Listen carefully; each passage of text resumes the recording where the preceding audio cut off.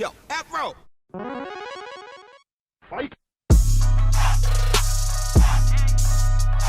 What up, it's your boy Sly Cannon, Afro Nerd TV, and I'm coming to you today to talk to you about a couple things actually. Mainly the Ghost of Tsushima gameplay that they showed us for the State of Play. Yes, I know I am late. And even before we get into this video, thank you for watching it.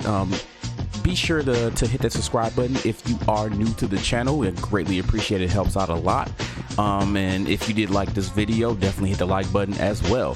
So let's get into what the video is about. All right, so we got the Ghost of Tsushima gameplay. Did it look beautiful?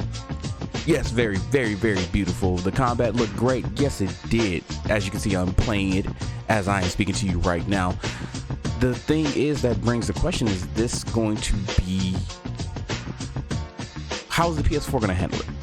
That's how I feel about it. Now, granted, I know that we got Red Dead Redemption, and that's kind of what Ghost of Tsushima looks like. It looks like a feudal land version of Red Dead Redemption, and I am all for that because I love Red Dead Redemption 2. It was great. It was amazing.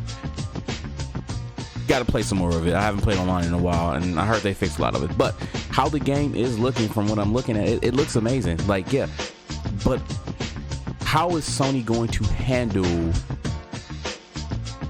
next gen with their games? Now, I know they kind of said that the top 100 games is going to be, you know, able to be played on the PS4. I mean, on the PS5. I don't know if that's good enough, you know, because from what I'm seeing, what Xbox has announced and shown is that most of their games that are going to be on next gen, if you bought it on current gen, you are going to be able to play that game automatically for free on the next gen console, on the Xbox Series X. I was kind of hoping that's what Sony was going to do, so I'm kind of curious as to what they're going to do. Now, this game looks like, I would have been okay if they kind of waited. If they waited a few more months for PS5 to come out. In all honesty, the game, like I said, the game looks great, looks amazing. I'm very excited for it, especially the switch between combat on playstyles. Like, you can be a regular samurai, or a what sort of looks like a shinobi, a ninja, when you're the ghost. So I'm looking forward to both playstyles. The thing is that I'm really wondering how it's going to play on the PS4 Pro, because if you have a PS4 Pro and you play games like Monster Hunter, Red Dead Redemption 2, even, I'm trying to think of another vast game, God of War, that thing sounds like a jet. It takes off because it's doing a lot of work, a lot of rendering. So this game looks like it's gonna be one of those games as well, like heavy on the processing power for the PlayStation 4. I want to see how it's gonna look on PS5, and we all saw the Unreal Engine 5 video regarding how basically how PS5 is gonna look, you know. So I'm looking forward to that. I'm hoping they change their business model from being the top 100 games, and yes, I know that's a lot of games, but I was kind of hoping for at least full backwards compatibility with the PS5, with PS4. Not, I understand PS3, 2, and 1 is a little harder, you know, because of the hardware that you need inside of the system itself. But I was hoping that we would be able to get full backwards compatibility with PS4 with a boost, you know, kind of like how the PS4 Pro does any of the PS4 games you have now. You put it in and you can actually boost the graphics on there. That's what I was hoping for. But in all honesty, the biggest thing that I am wanting from PS5 is 60 frames per second in 4K. Like that's the biggest thing. I don't care about the ray tracing. I have a PC. I don't always use ray tracing because, again, it doesn't always work well. It's not fully fleshed out. I kind of just bought my graphics card, my RTX card, for future proof when they finally get that all together. But like I said, if you're looking at this game, look how vast it is. It's a very vast game. It might not be on the scale as Red Dead Redemption 2. It might be a little bit smaller, but it's still a very big map. It's a very big world. And again, I'm just wondering if they should have waited for PS5. I'm super excited for this game. Like I've been waiting for it. I'm really happy that it's coming out in the summer, along with Last of Us 2. But that's another game. How is it going to perform on the PS4? Should they have waited for PS5? Especially with the news of it kind of being leaked as to when it's coming out in October, which I don't necessarily believe that's going to happen. I think they're going to stick to the plan that they were going to release it in the holiday season, which probably won't come out next December, like in this next Christmas season. That's what I'm thinking. Maybe even Thanksgiving. But I don't think anything else is going to be. I don't think it's going to come out in October for the most part. And then there's other games in the future like Cyberpunk 2077. That is a game that is going to be really tough on the rendering because it's a very big world, but not the fact that it's a big world, but the fact that it's going to have a lot of NPCs. Like it's going to be a big crowd. Like there's always going to be models to be rendered, always going to be characters just flurrying around in that world, and that's a lot on current gen systems. So like I said, I'm kind of wondering if some of these games should have waited to come out. At least we know what Xbox is going to be doing. We know that they're going to, like, if you bought it on Xbox One X, you have it on Series X. Like, you're good.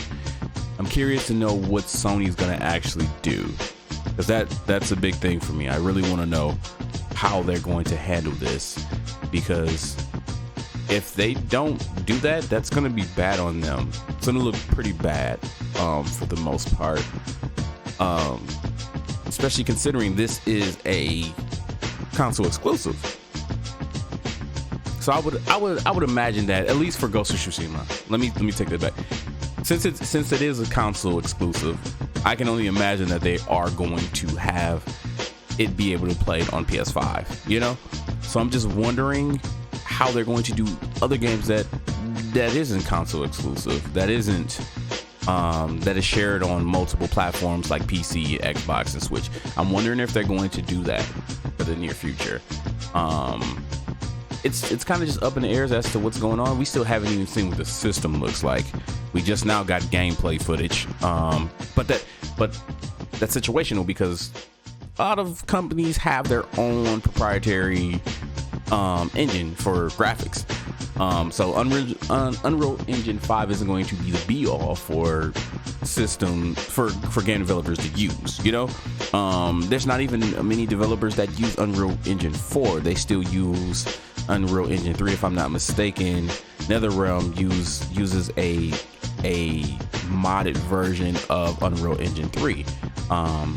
I think Final Fantasy VII Remake did use Unreal Engine 4, but a lot of these companies have their own graphics engine that they tweak from maybe Unreal Engine 5 or something that they built directly from the ground up. So again, we haven't really seen much of next gen consoles, what they can do, loading, how it looks for the most part, because even Xbox with their press conference that they did for Summer Games Fest didn't really show that much gameplay, especially if you're watching for Valhalla gameplay. They only showed like 30 seconds of it and you really couldn't even tell. So right now, next gen systems are up in the air. We don't really know what to expect truly, just by word of mouth from the companies of what it's going to be. So kind of just waiting for that. And I'm really waiting to see what Sony's going to do about if you bought a lot of games on PS4 before PS5 came out, how they're going to handle that.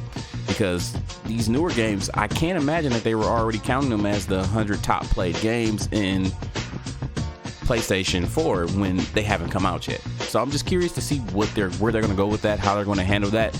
I'm really hoping that they don't shaft the customers or the consumers or anything like that when it comes to being able to play their games and moving them over to the next gen system. And overall, I'm just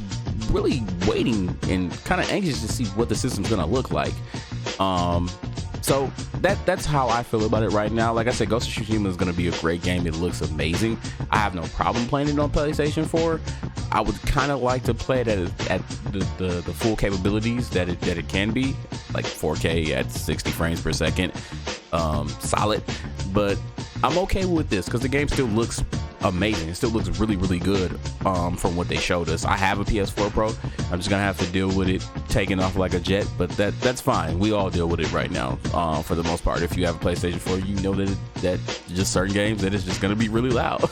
You know, especially if you have a solid state drive in there, then you know your game's gonna load even faster. But that's where I'm at on this right now. Let me know what you think about it in the comments. If you think they should have waited, let it stay in the cooker for PS5, or if you think they're actually this is going to be one of the games that you can automatically just port over to PS5 and play it and run with it.